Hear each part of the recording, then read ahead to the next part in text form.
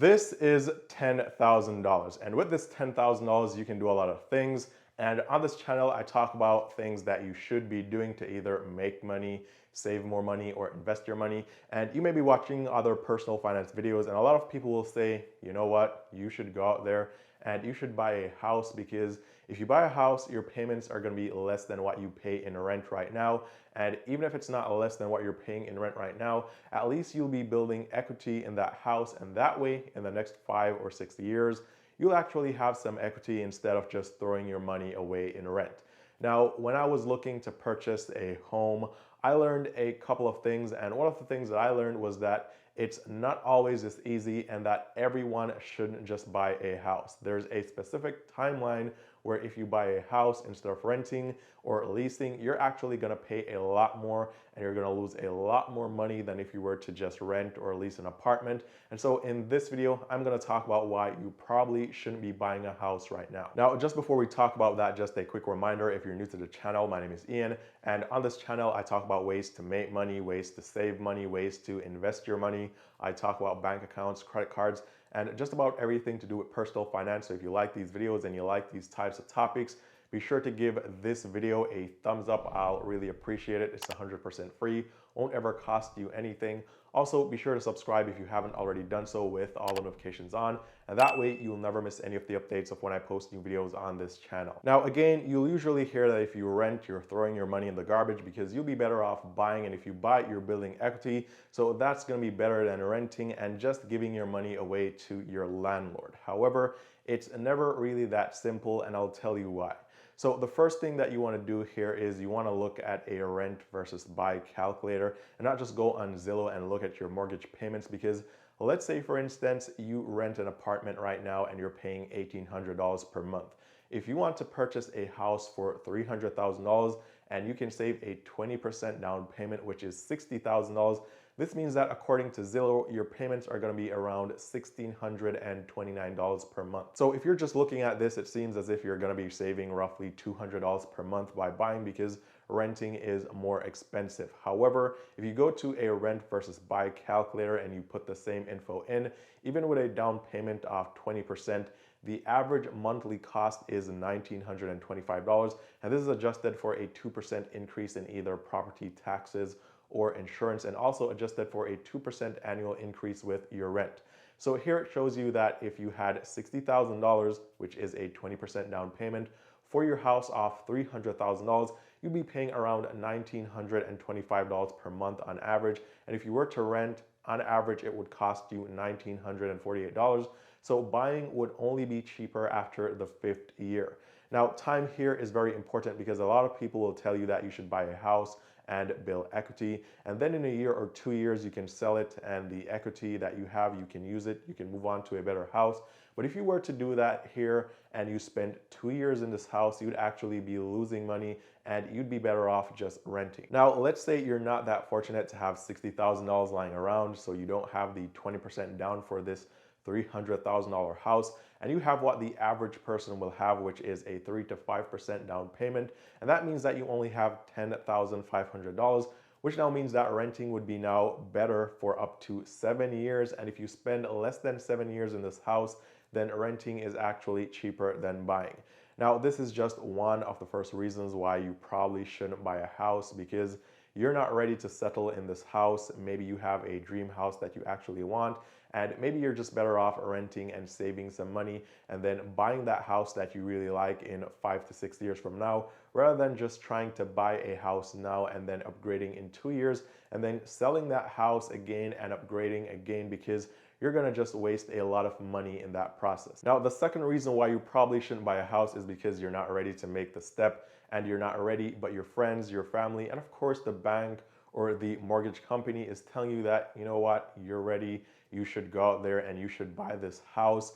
And in fact, you may be looking at purchasing a house that's valued at $300,000, for example, and you may go into the bank and they'll tell you that, you know what, we can give you $500,000 to buy a brand new house. And again, the bank, your friends and family are pressuring you and telling you that you're wasting money on rent and you should buy a house right now. Now, if that's the case, here's how I would approach this, right?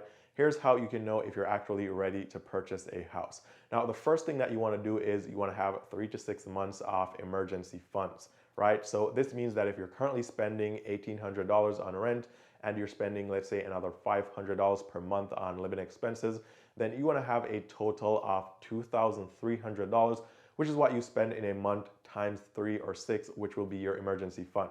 Now, this step is very important because the average person sadly doesn't have $1,000 in their bank account to help them with any unexpected bills that just pop up on them. Now, when I just bought my house about 2 months in, the garage door stopped working, and guess what? I wasn't expecting that to happen. It was an unexpected expense, and to replace it, it cost me $750 because they had to replace the door opener and also the rails that it ran on because those were really old. And if I didn't have that money, I'd have to go into debt to borrow that money to do that repair.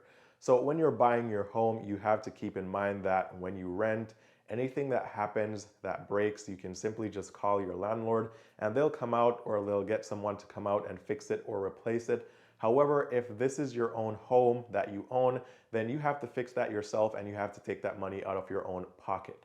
Now, another example is this room that I'm in right now. This is actually a bedroom that I converted into a studio for my YouTube videos, and the ceiling fan in this room just went out, and actually it just started making some weird noises.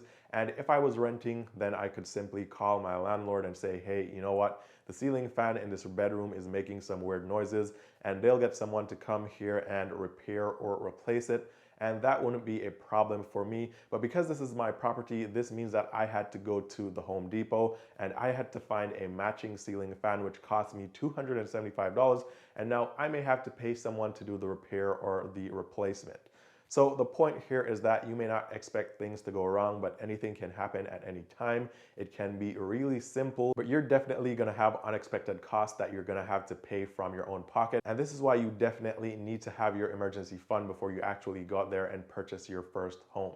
Now, another reason why you may want to reconsider purchasing a house right now is that you don't have that 20% down payment that you need to purchase this house. And sure, you can go out there and you can get a loan and you can put 3 to 5% down. But if you're struggling and you put 3 to 5% down, that means you may not have enough money to pay your property taxes, your homeowner's insurance. And again, these may increase as the years go by, and also those unexpected costs that will come with this house. Again, this one is very important because the rule of thumb here is that you want your mortgage, or the total monthly cost of your mortgage, which includes taxes, insurance, maintenance, HOA fees, and any other expenses, to be no more than 33% off your gross monthly income. If it's getting to more like 50% off your gross monthly income, then you also want to reconsider purchasing a house, because maybe if you keep renting and you start saving all the extra money that you would put into this home, you could save some more money, and in 4 to 5 years, then you could go out there and you could actually purchase a house, get it on much better terms. And if you were to just purchase one today, then you would be losing a lot of money.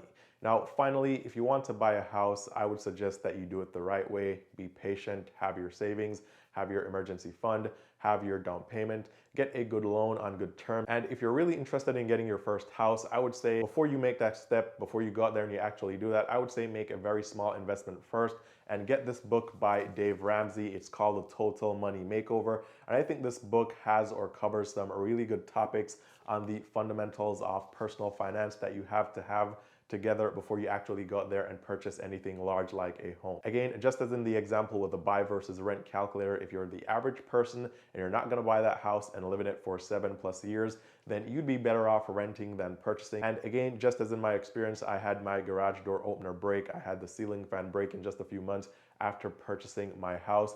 And so there are unexpected expenses that will come, and you need to be prepared for that. So with that said, I want you guys to comment down below and let me know what your thoughts are on buying versus renting, especially in today's real estate market. What do you think people need to do before they actually go out there and buy a house? And also let me know what you did as well. Are you still renting, or did you purchase a house? And what are your thoughts on this? Now, as always, guys, if you want to talk to me one-on-one, you can message me on Instagram. The link is down below. All the best with your personal finances, and I will see you guys very soon in the next one.